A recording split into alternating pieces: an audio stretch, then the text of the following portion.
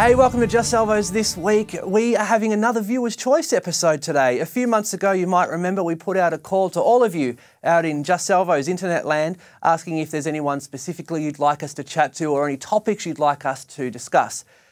One of our regulars, a great guy called Ben, contacted us and said he'd love to talk to Hetty Johnson, who is the CEO and founder of Bravehearts. Now, unfortunately, Hetty's a little bit unwell today, so we have their Bravehearts main research officer, Carol Ronken, joining us all the way from sunny Queensland. Thanks for joining us, Carol. It's a pleasure. Thanks very much for inviting us along. No problems. Do you want to start by telling us a little bit about Bravehearts and how it got started? Oh, look, most definitely.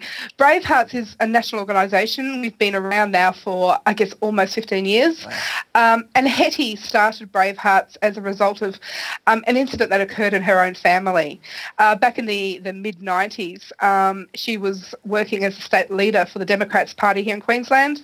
And with an election coming up, she sent her daughter and husband over to New Zealand to spend some time with her husband's father.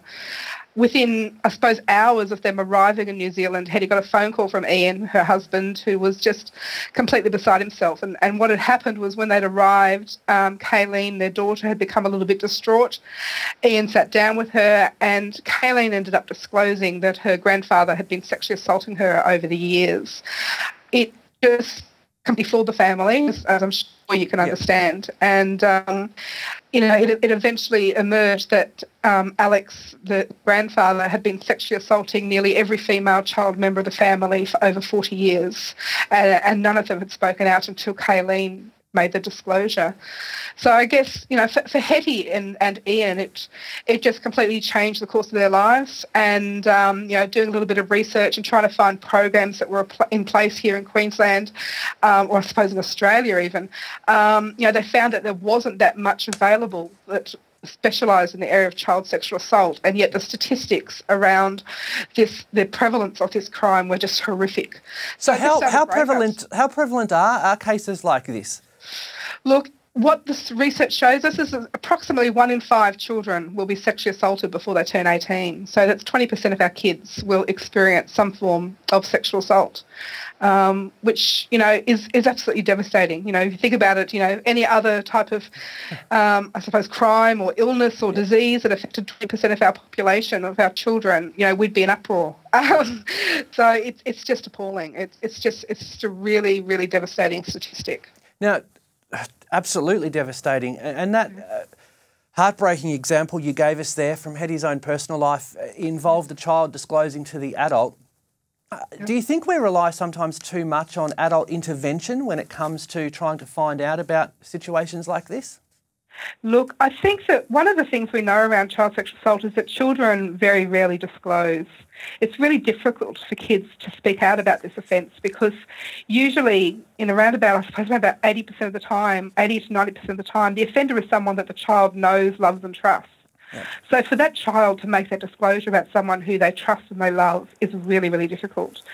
So I suppose it's really important for us as adults to be aware of some of the signs, to be aware of some of the ways that children try and tell us that they're not safe, and to be able to respond to that in an effective way that doesn't panic the child and that actually, will actually help protect the child in the long run. It's really a tough subject, and even hearing you just talk about how we should be talking to our children about it is quite difficult, which I'm sure is something you come across all the time. Do you have parents and families who's struggling through this, finding out that a child perhaps has been abused by someone that they know? Yeah, look, most definitely. We have a call centre here and we receive calls from right across the country from families where they have concerns or where a child may be acting out sexually or may have said something that just triggers the adult into having some concerns about that something might be happening to their child. So we get those calls all the time.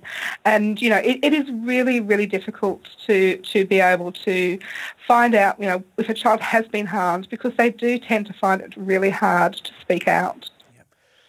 Are we making any progress? We're hearing, thanks to organisations like yours, like Bravehearts, we're seeing some more of this information come into the public sphere. Are we making any real progress in our goal to make Australia a safe place for children? I do think that that does show me and show us that there is greater awareness out there, so people are talking about this issue, and it is encouraging victims to come forward. At the same time, I think we have a lot of work to do in terms of prevention and awareness.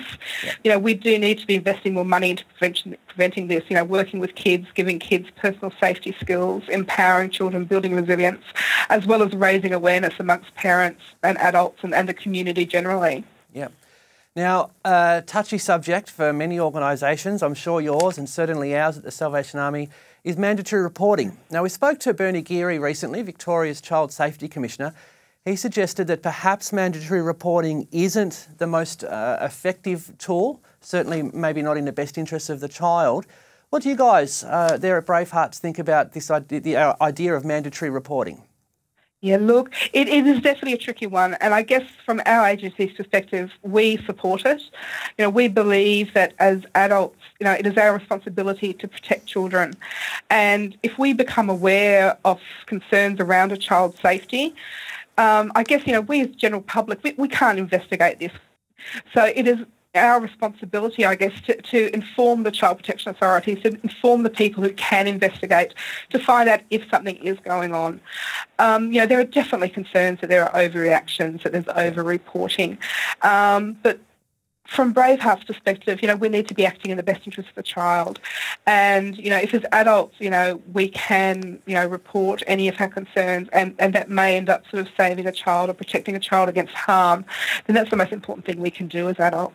Now, you did mention an interesting comment there, the best interests of the child, and this is something we're hearing more and more, which is certainly encouraging. How do we actually determine the best interests of a child, particularly when that child shows a very strong desire to want to stay with a parent or primary caregiver? Yeah, look, it is an incredibly tricky one. And I think, we often really struggle with that one here at Bravehearts. We do counselling with children here in South East Queensland. And one of the things we often find is that children, are reluctant to disclose because the offender is someone that they love and trust. And they don't want that person removed from their lives. They don't want to see that person getting public punished. They want the person to stop abusing them and to stop harming them, but they don't want to see that person get into trouble. Yeah. So often kids, are reluctant to disclose because they don't want someone to step in.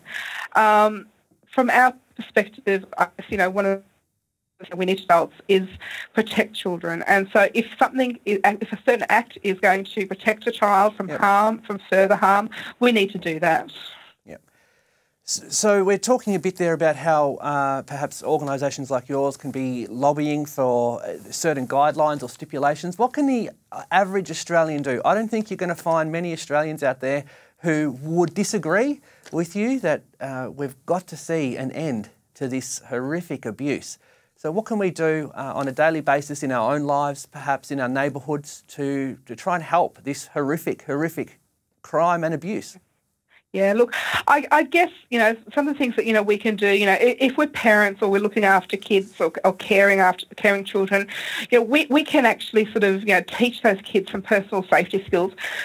From a very, very young age, children can be empowered to stay safe. We can teach them the difference between yes and no feelings. We can teach them about, body ownership. We can teach them that if someone tells them a secret or does something that makes them feel a bit yucky or a bit unsure, that they need to tell someone they trust. So at a very basic level, we can start giving our children these messages which, can have, two types of effects. It can actually prevent that child from becoming a victim of sexual assault because it increases their resilience and therefore decreases their vulnerability to being harmed.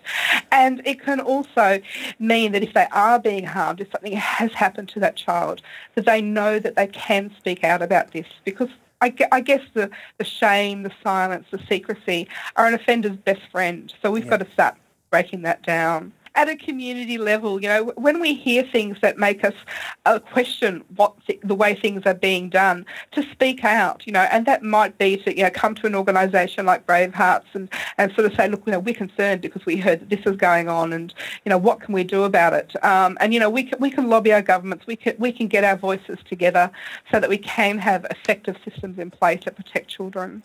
Thank you, Carol, for your time. We need to wrap it up, but it's been interesting and encouraging. It's hard to be encouraged on a topic such as this, but with the great work that you guys are doing and the really practical tips you've given us. There is some hope that we can, in fact, eradicate this horrific crime against our most vulnerable citizens. Carol, thanks so much for joining us and for stepping in at the last minute. It's an absolute pleasure. Thank you so much. There's more information on Bravehearts on their website, and the information's on your screen right now. Of course, you can get onto our Facebook and join in the conversation. For more information or to add your voice to the conversation, that's facebook.com/Just Salvos, or of course our website, which is www.justsalvos.com. Mental Blake for a moment there. Please keep your suggestions coming in. This interview, as we said, was as a result of a viewer suggestion. So we'd love your ideas as we continue our series on Just Salvos. We will see you next week.